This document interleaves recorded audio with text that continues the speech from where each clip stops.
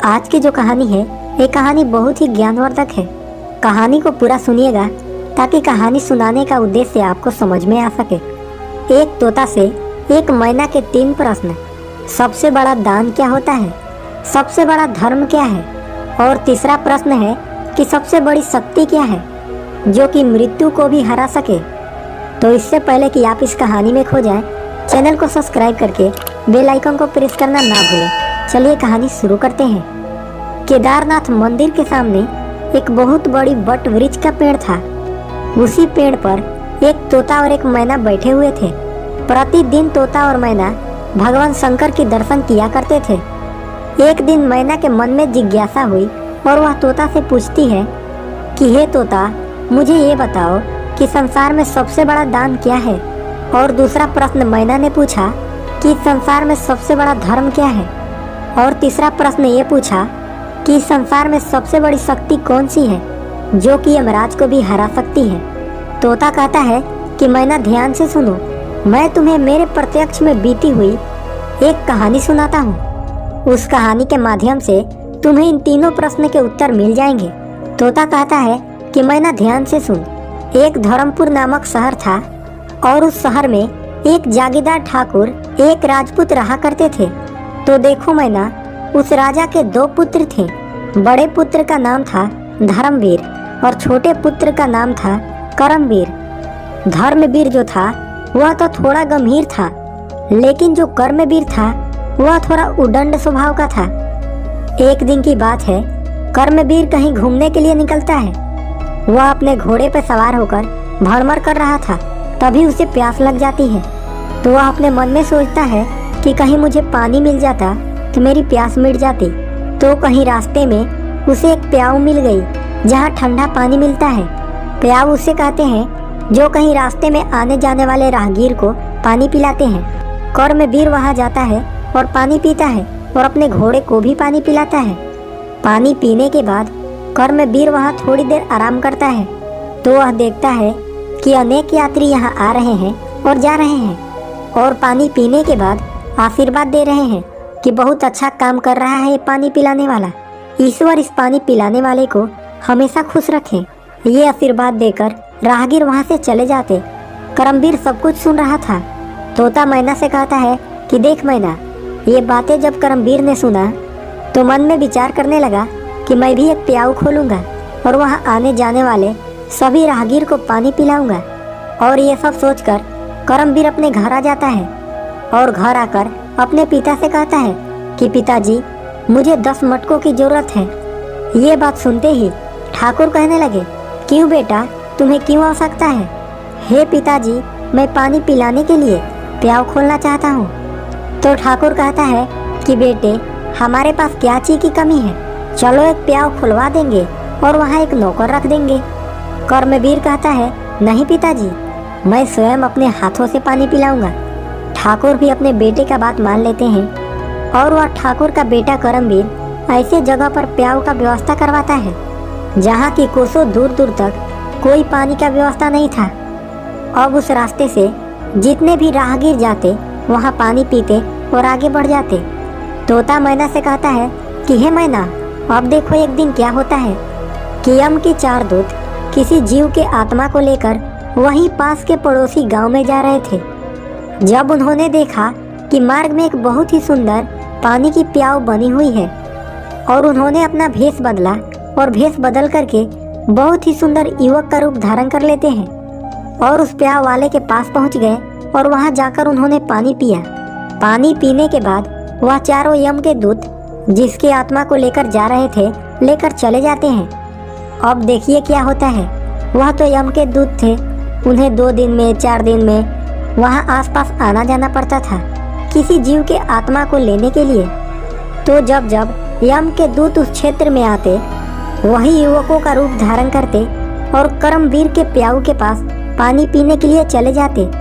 कर्मवीर जब उन्हें देखता तो कहता, यार तुम 4 दिन पहले आए थे, अब कहाँ जा रहे हो? तुम कौन हो और कहाँ आते जाते रहते हो? कर्मवीर उन चारों से उनका परिचय पूछने लगा। यम के दूत कहते हैं कि भाई, हम व्यापारी हैं, हम व्यापार करते हैं, हमें 2 दिन में 4 दिन में 10 दिन में यहाँ से आना जाना होता है।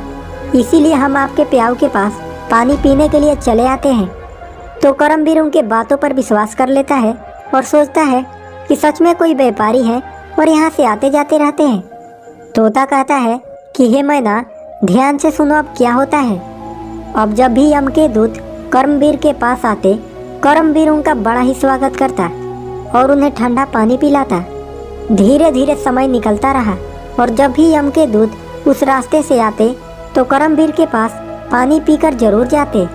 एक दिन करमवीर उन चारों यम के दूतों से कहता है कि आप यहाँ हमेशा आते हैं और हमारी जान पहचान भी हो गई है, तो आप लोग हमारा मित्र बन जाइए।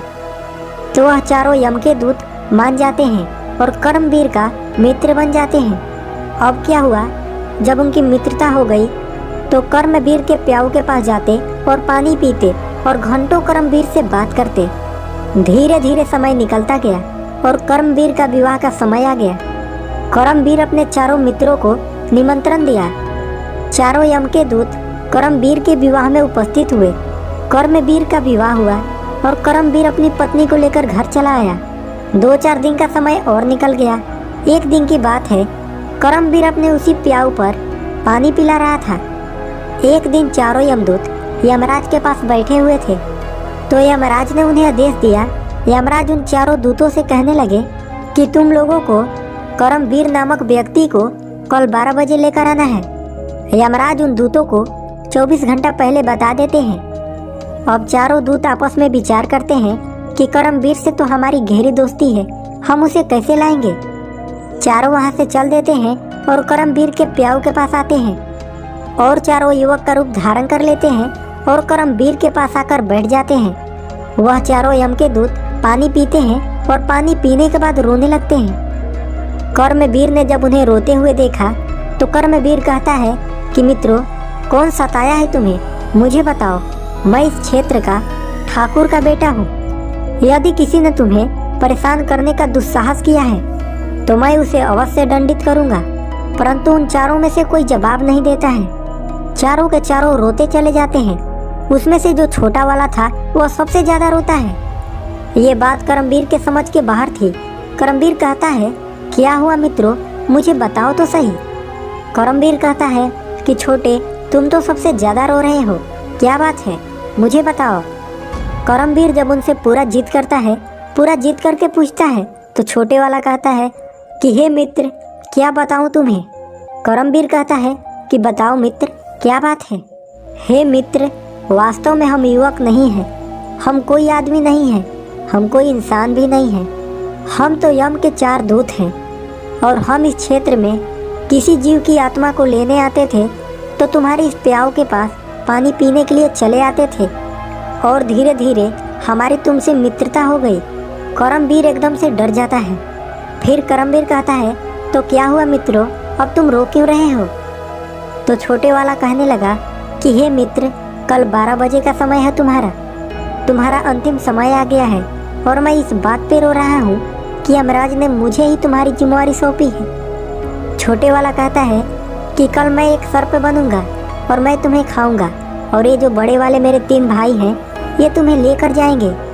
करमवीर कहने लगा कि मित्रों, अगर ऊपर से मेरी मृत्यु का आदेश आ गया, मैं डर के भी तो कुछ नहीं कर सकता और तुम भी कुछ नहीं कर सकते। तो ऐसा करो कि मैं भी नहीं डर रहा और तुम भी मत डरो, तुम अपना काम करो, मैं तुम्हारे साथ चलने के लिए तैयार हूँ। जो चारों यम के दूत हैं उनमें से सबसे छोटा वाला कहता है कि हे मित्र, मैं सबसे ज़्यादा तुमसे प्यार करता था, परंतु क्या करूँ, संयोगवश मुझे ही जिम्मेदारी मिली है कि मैं ही कल सांप बनूं और मैं ही तुमको खाऊं और तुम्हारी मृत्यु मेरे ही हाथों से होगी। ये बात सुनकर करमवीर कहता है कि मित्र, तुम डरो मत, निसंदेह मुझे खाओ, लेकिन कब खाओगे ये मुझे बता दो। जो छोटा वाला था, जो सर्प बनने वाला था, वह करमवीर से कहता है कि हमें यमराज ने 12 बजे तुम्हारा प्राण लेकर आने को बोला है। छोटे वाला कहता है कि हे मित्र, मैं तुम्हारे लिए एक काम कर सकता हूँ। 12 बजे तुमको लेकर जाना है, मैं तुम्हें 12 बजने से 10 मिनट पहले खाऊंगा और तुम 10 मिनट के अंदर मर जाओगे और ये तीनों तुम्हारे प्राणों को लेकर चल देंगे। करमवीर कहता है, ठीक है मित्र, जैसा तुम चाहो। छोटे वाला कहता है कि मित्र, मैं तुम्हें तुम्हारे महल के सीढ़ियों पर खाऊंगा। करमवीर डर जाता है और अपने महल की तरफ चल देता है। उस रात करमवीर अपनी पत्नी को कुछ नहीं बताता है और इंतजार करता है कि 12 कब बजे। जब 12 बजने का समय नज़दीक आया तो तोता कहता है कि हे मैना, थोड़ा ध्यान से सुन। वह जो छोटा वाला यमदूत है वह नाग का रूप धारण कर लेता है और सीढ़ियों पर आकर बैठ जाता है। इधर करमवीर अपने मन में सोचता है कि अब तो मैं मरने वाला हूँ, मेरी नई नई पत्नी है, चलो कुछ देर अपने पत्नी से बात कर लेते हैं। यह सोचकर वह अपनी पत्नी के पास जाने लगता है। उसे उसी सीढ़ी से जाना था जिस पर कि नाग बैठा हुआ था। उसने इस बात पर विचार नहीं किया कि यमदूत नाग बनकर इसी सीढ़ी पर बैठा होगा, क्योंकि सीढ़ियाँ दूसरे साइड में भी थी। अब देखिए क्या होता है। जब करमवीर ने उस नाग को बैठे हुए देखा, वह तो करमवीर का मित्र था। करमवीर उसे पहचान लेता है और कहता है कि हे मित्र, अब तू मुझे खा, मैं कहीं नहीं जा रहा। वह नाग कहता है कि हे मित्र, मैं तुझे खाऊंगा, जरूर खाऊंगा, क्योंकि यह प्रकृति का नियम है कि तुम्हें आज ठीक 12 बजे चलना ही पड़ेगा। परंतु हे मित्र, जब 12 बजने में 10 मिनट ही शेष रहेंगे तब मैं तुम्हें खाऊंगा, क्योंकि मैं चाहता हूँ कि तुम्हें मरते वक्त कम से कम कष्ट हो। जब नाग और करमवीर आपस में बातें कर रहे थे तो करमवीर की पत्नी सुन रही थी। बहुत ही पतिव्रता स्त्री थी। वह ईश्वर की ध्यान करती है कि हे भगवान, मेरे शादी को अभी सिर्फ 10 दिन ही हुए हैं और ये क्या घटित हो रहा है। मेरे पति और नाग क्या बात कर रहे हैं। नाग उन्हें 12 बजे से पहले मरने को कह रहा है। ये सब सोचकर वह ईश्वर को ध्यान करती है। वह जो भोजन बनाई थी, 3600 प्रकार की भोजन बनाई थी, वह भोजन धरा का धरा रह जाता है। अब देखिए इधर क्या होता है। उसी शहर में जहाँ करमवीर रहा करता था, उसी शहर में एक गरीब, बहुत गरीब, जिसके पास खाने के लिए भी कुछ नहीं था, वह रहा करता था।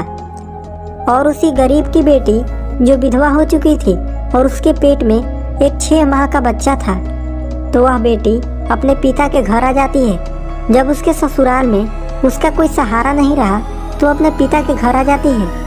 तो उसी दिन, जिस दिन करमवीर को सांप खाने वाला था, तो उसी दिन उसे एक नवजात बालक पैदा हुआ। तो वह लड़की अपने माता और पिता से कहती है कि पिताजी, मुझे बहुत तेज भूख लगी है, मुझे कुछ खाने को दीजिए। वह पिता कहता है कि बेटी, मेरे पास अभी खाने के लिए कुछ भी नहीं है, मैं तुम्हें क्या खिलाऊं। और यही बात उसकी माँ भी कहती है। तो वह लड़की कहती है कि अगर आप लोग मुझे कुछ खाने को नहीं दोगे तो यह लड़का जो हुआ है मैं इसे ही खा जाऊंगी। अगर किसी का बच्चा हुआ हो तो उस समय उसे भूख बहुत तेज लगती है। तो जब यह बात उसका पिता सुनता है कि यह अपने बच्चे को ही खा जाएगी, तो वह कहता है कि नहीं बेटी, रुको, मैं शहर जाता हूँ और यदि कोई कुछ खाने को दे देगा तो मैं तेरे लिए अवश्य लेकर आऊँगा। वह कहते हैं ना कि जिससे भगवान रूठे हो उसे कोई कुछ नहीं देता। उस लड़की के पिता भिक्षा मांगते हुए चले जाते हैं। जहाँ भी वह भिक्षा मांगने जाता, उसे देखकर दरवाज़ा बंद कर लेते और कहते कि यह रोज रोज चला आता है, इसे रोज रोज कहाँ से भिक्षा दे। ये सब सुनता और वो आगे बढ़ जाता है। ऐसे करते करते वह उसी ठाकुर के महल के पास पहुँच जाता है, जहाँ की करमवीर सर्प से बात कर रहा है और उसकी पत्नी छत पे खड़ी होकर देख रही है और ध्यान लगा रही है, ईश्वर को मना रही है। उसी समय वहाँ जाकर चिल्लाता है और कहता है कि मुझे कुछ खाने को दे दीजिए, अभी अभी मेरी बेटी का एक बेटा हुआ है और मेरे पास खिलाने के लिए कुछ भी नहीं है। मेरी बेटी को बहुत ज़ोर से भूख लगा है, आप लोग मुझे कुछ भी खाने के लिए दे दीजिए। मेरी बेटी जो है वह नवजात शिशु को खाने वाली है। और ये बात जैसे ही करमवीर की पत्नी ने सुनी तो उसने सोचा कि थोड़ी देर में मेरा पति मर जाएगा, मैं तो विधवा हो जाऊंगी, मुझे इस भोजन की अब कोई आवश्यकता नहीं, मैं यह सारा भोजन इस वृद्ध को दे देती हूँ। तो वह भोजन करमवीर की पतिव्रता पत्नी ने उस वृद्ध को दे दी। तोता कहता है मैना से कि हे मैना, वह भोजन लेने के बाद वृद्ध वहाँ से चल देता है। तो वह वृद्ध 3600 प्रकार की भोजन लेकर चला आता है अपनी बेटी के पास और अपनी बेटी को दे देता है।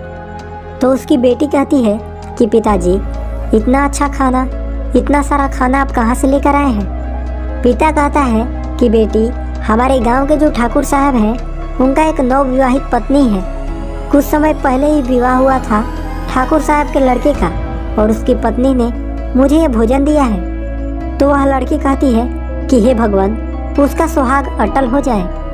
अब तो हे मैना, तोता कहता है भगवान श्री विष्णु का सिंहासन हिल गया।